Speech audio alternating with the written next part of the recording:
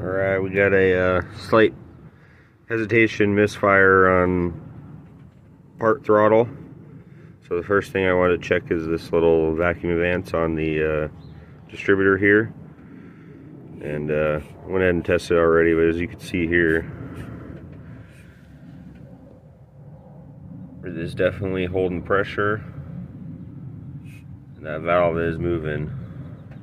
So vacuum advance is working, so that's not the issue. We'll move on to the next step here. Spark plug in the back there. If you look at the wire, it's sitting right on this shift linkage coming off the steering column. And I believe this may be one of the culprits here. I did a kind of like a side of the road fix with a piece of hose.